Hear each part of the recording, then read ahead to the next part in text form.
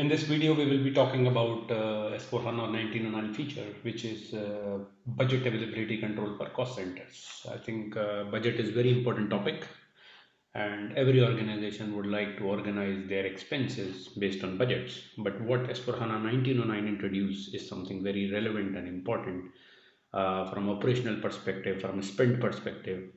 So we will see how it's going on. So what is budget availability control? So budget availability control allows you to control your budget consumption in cost centers. It supports business processes from budgeting to cost posting, and offers a specific budget reporting. So it's like, you have an IT cost center in your organization, and what's your IT budget, how much you can spend. So every year in your annual operating plan, you get an amount. For example, you get $1 million for year 2020. Now you span it across your activities, how much spend you have to do in various activities. Maybe an upgrade is going, so you have to invest 300K, and then also on people cost, on license cost. So you have to span your activities within the budget, and that's responsibility of every budget owner, that their spend is within budget or what has been specified in the annual planning. Otherwise, if you deviate, it doesn't harm from financial perspective, but it harms your financial planning. It may scrap everything if then you are not working as per plan, and you can't forecast and you can't strategize your decisions. So that's budget availability control, and it is built at cost center level. And this is what is budget available when it is available. So it is available from 1909 release. What are the steps? So steps are, of course, first is you do budgeting at the start of the year. Then you purchase and plan cost.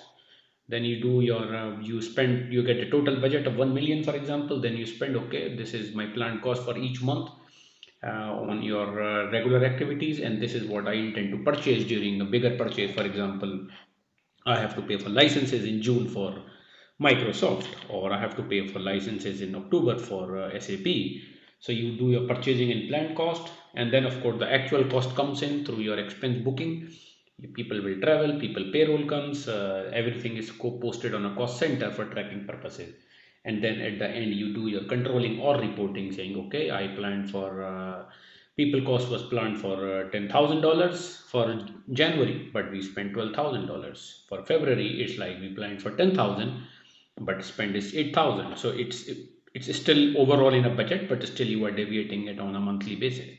So it depends again on organization how you organize monthly, quarterly, annually. But yes, it is important to do these steps so that you know where are you and what are you spending, how it works from technical standpoint. So that the one I explained till now is mostly on functional standpoint, but let's understand from technical standpoint.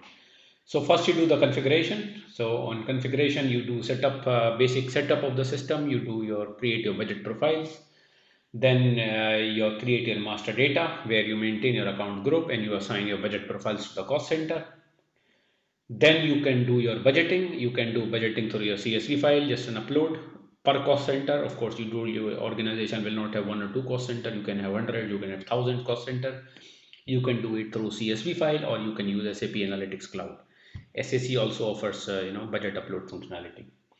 And then actual posting, which comes via normal accounting processes. For example, you create a PO, you credit, you debit an expense account, your payroll processing happens during the month end. All those accounting activities result in the actual posting. And then at the end, you do budget reporting. You say, okay, this was my budget, this is my current commitment, and this is my actual cost, and this is my available budget. For example, at the end, you say, okay, in November, you see 1 million was planned, or 800K is actual cost, 100K is commitment, and my available budget is 100K. So you divide, and then you see, okay, in November and December, I can only spend 100K, not 200, because 100 is already in the commitment. You have already created purchase orders for which invoices are yet to come. So from system perspective, so configuration and actual postings happens through the GUI or through the transactional processes. However, SAP has introduced master data budgeting and budget reporting features in Fiori only. So when I say Fiori only, it's Fiori. There is no functionality of GUI available. So you need to have Fiori at the end to support these business processes. So once you do these steps, you have your cost center planning and budgeting available. And of course, you can do it at the cost element level. You can do it.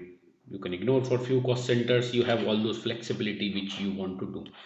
However, from functional standpoint, it is very relevant and very important for any organization. And I think it's one of the good important feature being introduced in 1909.